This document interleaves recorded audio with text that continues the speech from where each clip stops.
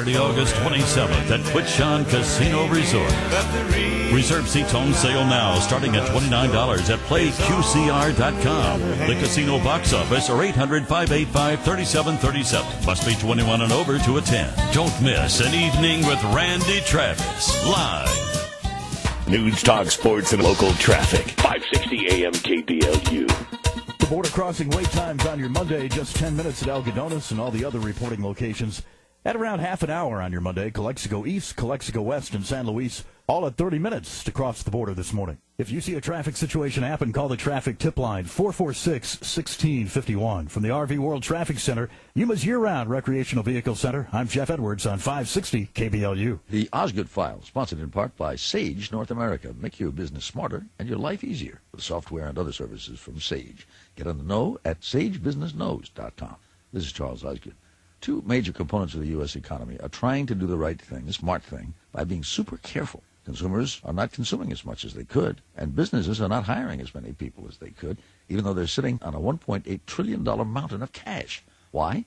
They are doing what the average American consumer is also doing, and they're trying to save more than they have in the past, and they're trying to prepare in case the future is not quite as optimistic as we had thought at the beginning of the year. So they're being very cautious with their money. Gary Tobin of the Los Angeles Area Chamber of Commerce thinks that both business and consumers are ready to start doing what comes naturally. Consumers like buying things, but they're not. Businesses like expanding and growing their businesses, says Gary Tobin. As soon as they see that things have stabilized, the economy is starting to grow, and they have customers who need additional products or services, that's the point in time when they will hire. The government could help. Perhaps the business community would most like Congress to set on a steady path that gives us some certainty for the future, that leads towards a balanced budget, more opportunities for exports. But it's not? I can't say that the business community has complete confidence in the ability of Congress to solve the problem. They hope they will, of course, says Tobin.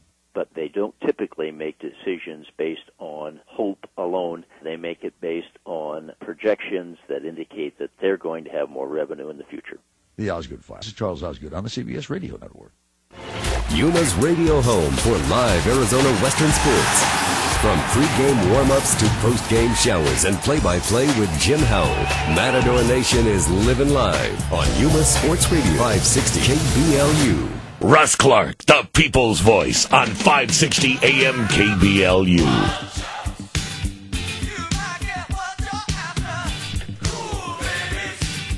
Monday morning, 7:24. Live and local with Russ Clark. Andy's with me. Hey, buddy. Mitch, the pilot.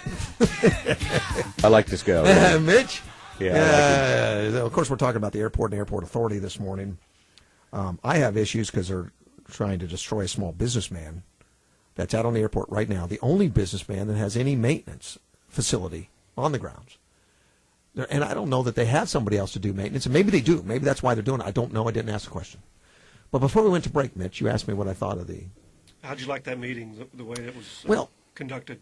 Well, there were some issues I had with it that I found surprising.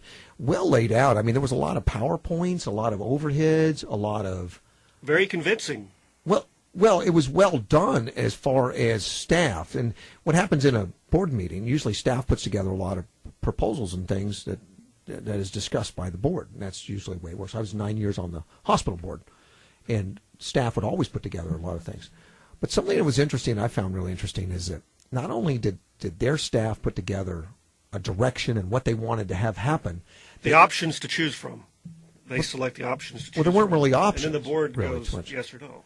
There was actually they when you make a motion to accept a proposal or make a motion to do something, normally the board gets and wasn't going to let him. Didn't want competition. Not let him go into business. Didn't want competition on the field. Didn't want competition. Nope. And of course, millionaires got to cater to these huge jets and huge volume jets. Like they can fuel a 747. They can fuel the big stuff.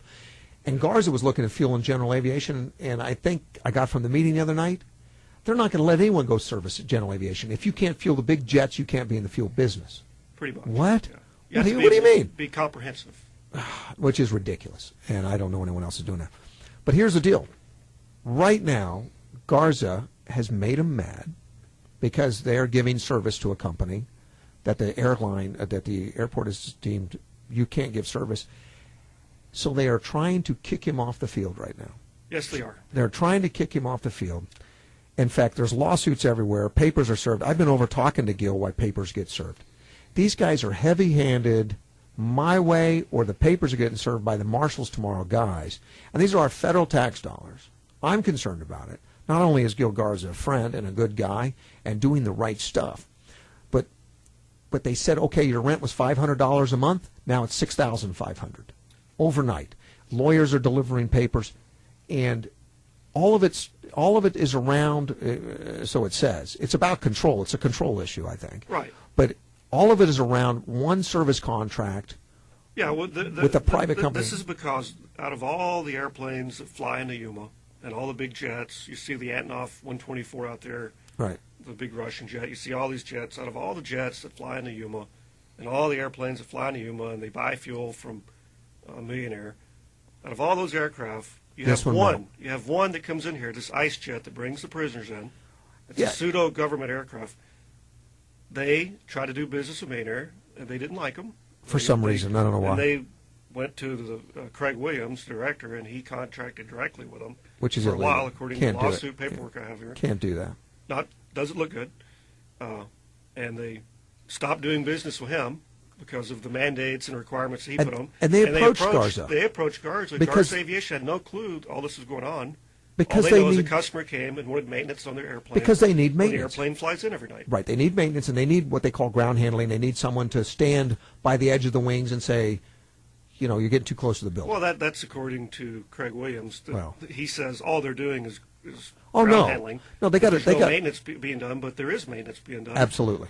And it takes a maintenance guy, I guess, to hook up. The company requested an airframe power plant mechanic inspection authority to be there. This airport authority is so over the top and so crazy that within 24 hours of them getting this contract, they send them papers that say your rent. Cease and desist orders. Cease and desist, and then within an hour after the cease and desist, they get a letter saying your rent just went from $500 a month to $6,500 a month. Something like that, yeah. Oh, I saw the letter. I have it all here in front of me. I saw the letter. Well, it's ridiculous. And this airport is being paid for by our tax dollars. It's our community airport. And I question it's our county airport. I question that, Russ. Why is a public employee, i.e. the airport director, Craig Williams, moving heaven and earth, going to extraordinary efforts to destroy a guy? To give favor to one business over another that's just trying to make it at the airport. And let me tell you something about. I question when I see things like that. Gil Garza, and of course I was invited over to talk to Gil and John and the guys that are being harassed right now, and I think they're being harassed. I think they're being pushed around.